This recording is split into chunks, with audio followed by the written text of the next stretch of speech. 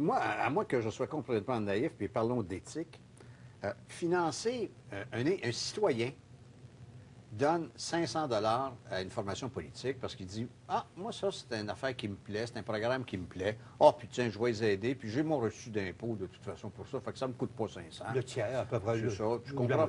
Puis là, j'aime autant aider cette idée-là que d'aider l'autre. Oui. C'est correct. C'est légitime. Mais aujourd'hui, moi, je ne le ferai pas.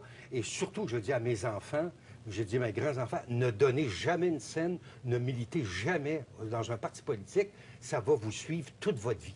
Ça va vous suivre toute votre vie. C'est incroyable de dire ça, par exemple, Michel. Qu'est-ce que je le sais, c'est grave.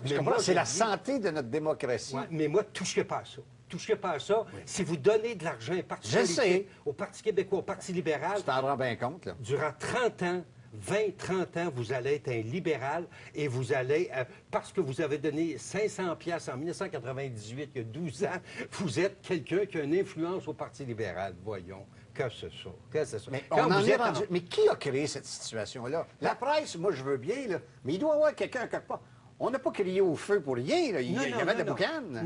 Non. Mais je pense effectivement qu'il y a des gens, dans les contributions, il y a des dons de 500 pièces, mais il y a des gens qui vont chercher beaucoup de dons. Vous avez le teneur de la poche, là, et ces gens-là ont quand même un peu plus d'écoute. Il y avait un bon article de Donald Riendeau dans la presse ce matin qui disait « Monsieur Thomasy était quelqu'un qui ramassait des fonds. Ouais. Alors, il passait le sac, puis tout ça. Alors, c'est évident que si vous êtes quelqu'un qui tient la poche, qui se promène, et que vous appelez ensuite le ministre, tout ça, en campagne électorale, moi, je travaille une soirée pour vous. Ben, je vais m'attendre peut-être à quelque chose que vous vous souvenez de moi. Mais si j'ai passé 25 soirs à ramasser des fonds pour vous, monsieur... Il faudrait bien qu'il vous arrive de quoi?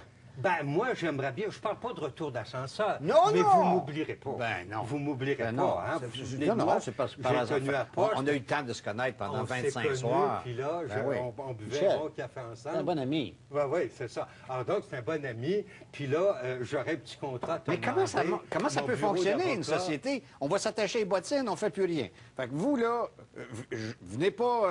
puis moi, je n'irai pas faire le gazon chez vous, puis je vous aiderai pas à déménager, parce qu'on sait jamais, il peut y avoir des liens. On demande au pouvoir politique d'intervenir et d'organiser notre vie en société, mais en même temps, on leur attache les bottines, on les met dans le béton puis dans le ciment, on les aseptise. Le point, c'est qu'il y a une procédure. Pour avoir un port d'armes, il doit avoir une procédure claire et transparente. Le rôle des politiciens, est-ce que la procédure a été suivie? Moi, j'ai une infirmière, par exemple, qui ne m'a pas aimé quand j'ai fait une demande pour rentrer à l'hôpital de Notre-Dame, par exemple. L'infirmière ne m'aime pas, puis elle met mon dossier sur la pile, puis ça fait 3 semaines que j'attends pour une opération. La procédure n'a pas été respectée. J'ai fait une demande pour un port d'armes, la procédure n'a pas été respectée. Je vais voir mon ministre, mon député, dire hey, moi, là, j'ai été victime d'abus administratif. Pourriez-vous vous assurer que la procédure... Je vous demande pas de me mettre en haut de la piste, là, d'avoir le vaccin en premier à H1N1, là. Je vous dis juste... Est-ce que la procédure a été... Alors donc, si M. Dupuis appelle la SQ puis dire, est-ce que la procédure a été respectée? Peux-tu faire ça, là? On est-tu dans le... Moi, je pense que c'est le devoir d'un élu. Moi, j'ai été victime d'un abus administratif. Je vais voir mon élu, pour qui j'ai voté pour ou j'ai pas voté pour, mais... Il ne demande pas de passer outre la procédure. Il dit, la procédure, dans ce cas-là, aurait-elle été abusive à l'endroit de ce citoyen? Parce qu'il ne l'aime pas, parce que quelqu'un qui ne l'aime pas à SQ, là, ça a été abusé. Mais là, il ne s'agit pas d'intervenir. Si tu verras son histoire, ben, c'est paranoïa, mettons. C'est ça, c'est ça. Si on lui a refusé, moi, la vraie question, c'est la SQ devrait dire la parole. Nous avons refusé au monsieur le port d'armes et on a changé d'idée parce qu'il y a eu tel fait qui a été porté à notre attention. C'est le silence de la SQ qui m'interroge actuellement. Pourquoi la SQ a changé d'idée? Ils ont refusé, puis là, ils ont dit oui après. Qu'est-ce qui s'est passé entre les deux? Là, le public dit, c'est M. Dupuis et M. Turcotte qui ont fait changer. Mais là, la SQ prétend avoir dit au gars, on peut t'accommoder dans des cas particuliers, mais tu dois te plier à certaines conditions. Et ils lui ont donné quand même s'il y a une des conditions qui n'était pas remplie, c'est-à-dire de faire la preuve d'une copie contractuelle qui faisait des transports de valeur en argent. Ouais. Il l'a eu pareil, mais c'était ou sur le point de. Oui, mais là, il s'agirait de voir, moi je pense que la SQ devrait en conférence de presse expliquer clairement le processus. Est-ce qu'il y a eu un processus rigoureux qui a été suivi? Si, puis la SQ a le droit de changer d'idée. Mais est-ce que c'est l'intervention de M. Dupuis-Turcotte qui a fait changer d'idée ou c'est eux qui ont dit, parce que le monsieur leur a apporté des faits nouveaux, transport de valeur? Entre vous et moi, là, on ne peut pas demander à un ministre d'être un ministre fantoche. Ben D'être là pour les parades puis les coupures de ruban. Il faut qu'il y ait un ministre qui gère, qui voit comment ça marche.